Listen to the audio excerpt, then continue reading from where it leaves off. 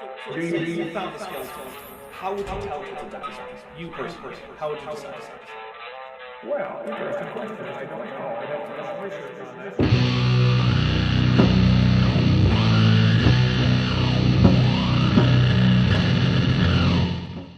Hey there YouTube, the Dapper Dinosaur here, back again for another crack at what might be the stupidest strawman of paleontology and taphonomy ever devised by a human brain. I don't think this Genesis Apologetics video needs much more intro than that. Just remember, they're trying to say a single global flood caused all dinosaur fossils, and trying to refute the crazy idea that one asteroid caused all dinosaur fossils. Of course, no one in paleontology thinks a single asteroid caused all the dinosaur fossils. Rather, it caused the extinction of the dinosaurs at the end of the Mesozoic, after about 150 million years of their existence, during which they were leaving behind fossils the whole way through. Anyway, here's more stupid. These ash beds are mixed with sandstone brought in from massive, mud-filled tsunamis generated by catastrophic rifting. No. The Brushy Member Basin isn't a tsunami deposit. In fact, most of it was low-energy deposition. You don't just get to say it was a tsunami. The countless dinosaurs buried in this mixture is exactly what we would expect to find with a worldwide flood that involved rapid oceanic rifting, because both oceanic and volcanic upheaval was happening at the same time. Except that A, when even creationists have to grapple with all the data at these fossil sites, the conclusion that they have to reach, based on the evidence, is that the flood cannot explain these sites. And B, this model wouldn't result in a deposition of fossiliferous strata. Rather, it would result in the whole world being a ball of molten, glowing, white-hot rock. The case for the biblical flood grows even stronger when looking at how the strength of the volcanic systems and extent of the ash deposits declined after the flood. Okay, so his source for this is the Institute for Creation Research, who in 1974 tried to set a maximum age of the Earth by using the rate at which various elements were entering the ocean, and how long they would take to reach current levels, assuming none in the oceans to start with. They have a table with their results on page 154 on the 23rd printing of Scientific Creationism by Henry Morris, which was printed in 2003. So for 29 years at least, they just didn't notice that on the table, they themselves say it would take only 2,000 years for lead to reach the current levels. Meaning that by their logic, the world came into being about the same time Jesus was born. So much for taking the Bible literally. Looks like by ICR's logic, the whole Old Testament just didn't happen. That doesn't make this chart necessarily wrong, but yeah, ICR as a source is about as reliable as a presidential candidate's promise. Here's the other thing. I can't actually find anything about tuff associated with the Independence dike swarm, and since this video doesn't actually list a source that I can check, besides just ICR, and that this video has already incorrectly identified a supposed tuff associated with the formation, I'm just gonna press X to doubt. I think this is just made up by pretending that things that aren't ash deposits are. Truly, something big happened in the past that rapidly buried the dinosaurs in mud, sandstone, and ash. And it certainly wasn't an asteroid that fell over 1,500 miles away from the heart of this disaster zone. No, many somethings in the past did that, and they generally weren't asteroid impacts. The rapidly subducting oceanic plates created the Independence dike swarm during the flood, depositing 4,000 cubic miles of ash. First of all, stop using miles. This is science. I'm sick of having to convert units, because no one in science uses the imperial system.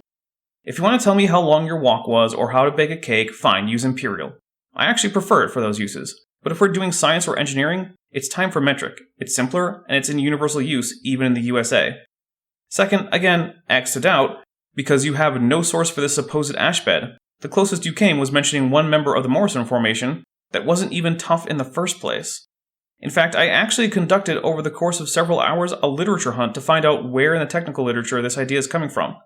Turns out, the closest I came is that because North America was experiencing high rates of volcanism during the Jurassic, most of the Morrison Formation rocks do contain ash, although rarely does it get to the 25% ash threshold to count as tuffaceous, and almost never is it actually tough. But what this means is that there were frequent but low-level volcanic eruptions that did not result in ash burying anything.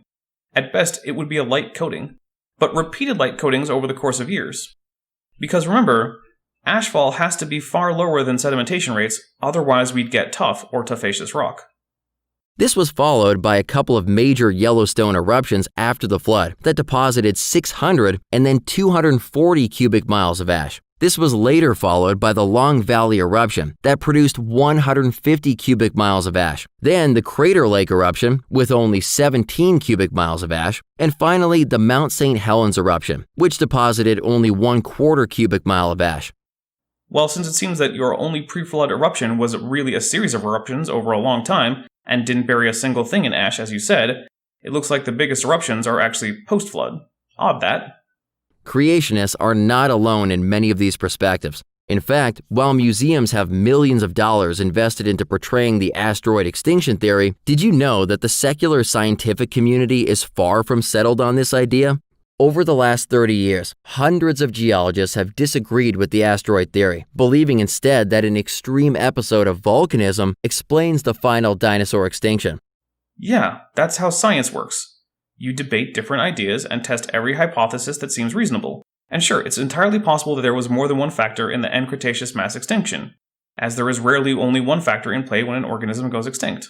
These scientists assert that it was the massive volcanic eruptions of basalt in India, called the Deccan Traps, that were primarily responsible for the dinosaur demise. These eruptions extruded over 288,000 cubic miles of lava, which is over 1 million times more voluminous than the Mount St. Helens eruption in 1980. We're talking about enough lava to cover the state of California a mile deep. Flood basalts like the Deccan Traps are found on several continents, usually with fossil-bearing sedimentary layers beneath them and further fossil-bearing sedimentary layers above them. But you realize it's a problem, right? Like, those layers had to form and lithify before the intrusion of the flood basalt, because if they hadn't, then the upswelling basalt would never have preserved them as layers. It would have mixed them as the water they were still mostly made of boiled off. None of this works in a global flood. Indicating they are also the result of spectacular, catastrophic processes during the Genesis flood. I mean, catastrophic, sure, but there are reasons we can be damn sure it had nothing to do with a global flood. Not even by coincidence. Princeton professor Dr. Gerda Keller has been at the forefront of this disagreement with the asteroid theory that started over 30 years ago. She has explained her findings at numerous GSA conferences, including this one. At this point, there's an interview with Dr. Keller and some newswoman. In it, Dr. Keller explains her view that the formation of the Deccan Traps is the main factor in the KPG extinction. All I have to say is that she has yet to actually make any significant change to the general consensus that the known impact event was the major player in the mass extinction. But if she turns out to be right, that's great. It doesn't really help creationism or do anything to harm evolutionary theory, so I don't really feel like making you sit through a rather slow and dry interview. Creationists have no problem with both the Chicxulub impact and the Deccan lava eruptions happening around the same time during the flood. In fact, the impact in Mexico and numerous others could have started or accelerated the Deccan eruptions and others during the flood by triggering the breakup of the fountains of the Great Deep, mentioned in Genesis. Even some secular geologists have suggested that the impact in Mexico may have well triggered or accelerated the Deccan eruptions. Okay, but so what? That's irrelevant to the question of whether there was a flood. Scientists don't think there was no global flood because they think an asteroid caused a mass extinction. They know there was no global flood because the basic facts of geology, chemistry, biology, etc. preclude it. The evidence for large numbers of asteroid impacts during the flood is compelling. In fact, a survey found that 71 of 110 asteroid impacts are found in fossil-bearing sedimentary rock layers that were laid down by the flood. Well, now you're just being circular. The flood was a time of heavy bombardment which caused the flood, and we know because the flood rock has lots of craters. Okay, but how do you know they were flood rocks? You don't because there's no evidence for it, and a mountain of evidence against it, in some cases in the form of literal mountains. Most of the remaining 39 likely occurred after the flood. Indeed, the impact of a large asteroid may have well initiated the catastrophic movement of the tectonic plates at the onset of the flood. Once plate subduction was initiated, molten rock rose from below to fill rifts in the zones where plates were pulling apart. No, it would have led to the word volcano being meaningless, because everywhere would be equally molten rock.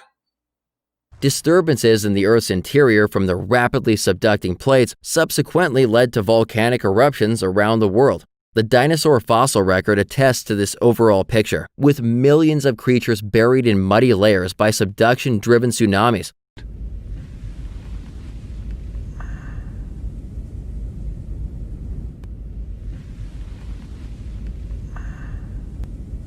Geologists have found that the boundary between the Cretaceous and Paleogene layers, called the KPG boundary, in many regions is marked by high levels of the rare metal iridium. While it is true that nearly all dinosaur fossils are absent above this KPG boundary, Nearly all, huh?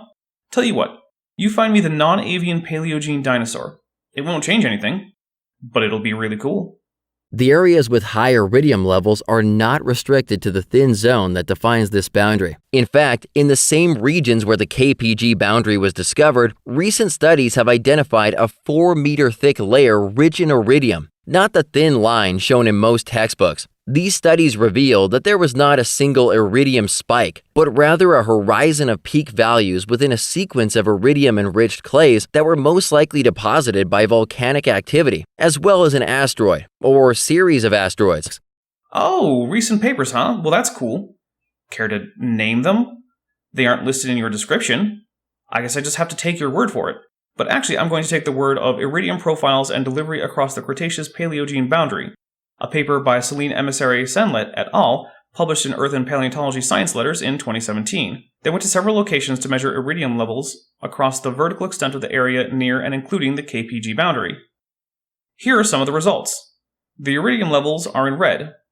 Notice how in each case there is a relatively thin spike and it corresponds to a visually distinct stratum? So basically, all that this boils down to is that the iridium anomaly occurs in areas of somewhat varying thickness, which is to be expected as the deposition rate at the end Cretaceous wouldn't be uniform globally. And also, volcanoes don't deposit clay. It's formed by chemical weathering, and also, there is no evidence that volcanoes can produce an iridium anomaly. If they do, then how come there isn't any such thing in most tuffs? Or the Brushy Basin Member you're so fond of? Numerous scientists have taken the stance that these wide bands simply do not support the idea of a simple impact extinction event. Well, the first paper is an odd one, and it also contradicts the second one. The first paper says the decline of the dinosaurs predated the Chicxulub impact, and that since in some areas the iridium layer is absent, the effects of the impact were likely local to the Americas, and further goes on to state that since birds are dinosaurs, the dinosaurs didn't go extinct. Of course, the second paper makes the opposite claim about the timing of the extinction event vis-a-vis the impact.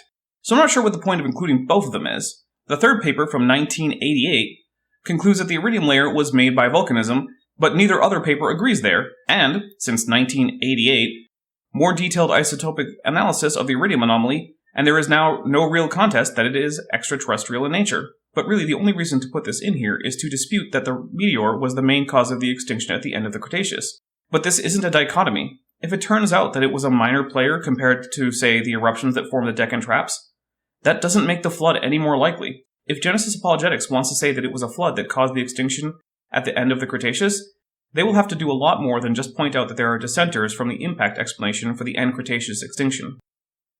In fact, Dr. Keller and other scientists invested over 30 years looking for evidence to support the Chicxulub impact in the Yucatan Peninsula as the cause for the KPG extinction event, and found very little evidence for such a conclusion. Although they found occurrences of iridium anomalies in Italy, Denmark, Tunisia, and India in the context of the KPG boundary, these were never associated with the Chicxulub impact ejecta. Even if that's true, we still have no evidence for a global flood. And further, the work by Keller et al. Was very thoroughly overturned by the work of Schutt et al. In a 2010 paper, The Chicxulub Asteroid Impact and Mass Extinction of the Cretaceous Paleogene Boundary. In fact, there is ejecta more or less worldwide. It contains the expected elements like high iridium concentrations, inconsistent with volcanism, shock quartz, etc. But hey, why bother checking the literature to see if your claims were already known to be wrong a decade before you made them, when almost 2 decades ago some people said something that you like more, even though it wouldn't help your case? Other scientists have also been puzzled to find out there is virtually no iridium in the Chicxulub ejecta material itself, not in the layer at the base of the event deposit, nor in the ejecta layer above. This was not what evolutionists were expecting. Again, what he said, as well as the on-screen claim that the impact predated the extinction event by some 300,000 years, is thoroughly overturned by Schutt et al. 2010. How could the very asteroid impact site that was supposedly responsible for depositing all the iridium associated with the KPG boundary extinction not itself have iridium? That would be odd, but in 2016, Jason C. Sanford, John W. Snedden, and Sean P. S. Gulick reported high concentrations of iridium in their drillings from the crater site in their paper. the Cretaceous Paleogene boundary deposition in the Gulf of Mexico, large-scale oceanic basin response to the Chicxulub impact, published in JGR, Solid Earth. So we have some guys from 2004 saying there's no iridium and not enough impact ejecta. But then it turns out both things have been found in the subsequent years. I wonder if Genesis Apologetics bothered to see what papers were out there, and of course, even if Keller et al. Were right, it wouldn't help creationism at all. From a biblical history viewpoint, this makes perfect sense because volcanic eruptions also release iridium, and the resulting ash and dust clouds tend to spread worldwide. True, but not in the concentrations seen, and they don't spread shock quartz, which the ejecta from Chicxulub has done. See, that's a problem if you want to claim the KPG iridium anomaly is volcanic in nature. That was reported all the way back in 2010 by Schultz again. Funny what a little bit of reading the technical literature can teach you. This certainly appears to have been the case for the eruptions that produced the Deccan traps. Indeed, airborne particles above Hawaiian basaltic eruptions have been found to be highly enriched in iridium, at levels much higher than at the KPG boundary. Right. I read that paper, and the peak enrichment was 50 times background. While the enrichment at the KPG varies, it goes all the way up to 120 times background, as reported by Alvarez in the original paper which proposed the Chicxulub impactor as the cause of the end Cretaceous mass extinction. That paper, by the way, is the extraterrestrial cause for the Cretaceous tertiary extinction from 1980 by a father and son team. It currently sits at 2,303 citations, with 52 of them having been from 2020 alone, and note that I checked that on October 1st of that year. It's not like this paper is not well accepted in the scientific community. Certainly, asteroids that have impacted the Earth in the past must have contributed to iridium levels, especially in regions where the sedimentation rate was relatively slow and iridium fallout from the atmosphere could concentrate. This would have been true during the flood. However, since volcanism was so voluminous and widespread during the flood, this latter explanation seems to fit the data much better than does the asteroid hypothesis, including intervals that evolutionists identify as great extinction events within their worldview. No, it fails to take into account the shock quartz. It fails to take into account the melt breccia in the Chicxulub crater. It fails to take into account the too high levels of iridium close to the crater, and the timing is off, with your supposed North American volcanism being Jurassic as opposed to the end Cretaceous timing of the Chicxulub impact. None of this works. Also, in case anyone doesn't know what breccia is, it's a kind of sedimentary rock with large angular chunks cemented by more fine-grained sediment, and it's what forms the crater floor of the Chicxulub crater. Next, let's consider the timing of the asteroid impact and the dinosaur extinction. Natural history museums portray the asteroid as wiping out at least 2/3 of all species of life in just days, weeks, and months after the event. However, evolutionary dating now places the impact 100,000 to 300,000 years below the KPG boundary. That was the conclusion of Keller et al., but again, that has been quite thoroughly refuted in the years since 2004. What he should have said is, but 16 years ago, one group of scientists said the impact predated the mass extinction by up to 300,000 years. Then, virtually all work since said that the two were geologically simultaneous. That would have been an accurate statement, although that it would be accurate itself may be reason enough not to say it for a professional young Earth creationist. The biblical model, however, does not have any such dating challenges. Here, I cut out a bit of him just repeating himself and giving Keller et al.'s reasoning. If you care, read the respective papers. But basically, Schut et al. Found that contrary to Keller et al., there were in fact ejecta particles in the sandstone in question, and the existence of early Cretaceous fossils was the result of reworking of the sandstone in question in the immediate wake of the impact. Since the only other option would have been a similar impact in the early Cretaceous that left identical ejecta, but only in this one sandstone deposit, which had no other known effects. Since that is extremely unlikely, there is no reason to think the impact predated the extinction by any significant amount of time. And that's going to be it for today. We're going to have at least one more video, probably two on this series, so please check back here. And remember, please like and subscribe if you haven't already, and make sure you hit the bell icon so you're always notified when there's more Dapper Dino content. I'm the Dapper Dinosaur. Thanks for watching, but before you go, I'd like to take a second to thank my patrons and channel members, especially those pledging $20 or above: Ben Hovend, Ian Chen, Sphincter of Doom, Chris Love, Henry Hutanen, and Bob Knob. Their support helps make this channel possible, because as you may know, YouTube is a very volatile platform, and they give this channel much needed additional stability. If you'd like to join the team, a link to my Patreon page can be found in the description, and you can join with the button right below this video on YouTube. Both groups of people get access to my special patron and member only Discord channel, links to new videos before I release them to the public, as well as a pretty direct line to me. They also often are asked to do things like vote on new video topics. If a monthly subscription isn't something that you'd like to do, but you'd still like to help out the channel, I also have a Teespring store that has Dapper Dino merch, including mugs, blankets, pillowcases, shirts, all sorts of things. And if none of those things are for you, then please just remember to like this video, subscribe if you haven't already, and share the video. All of those things really do help the channel grow. Well, I'm the Dapper Dinosaur.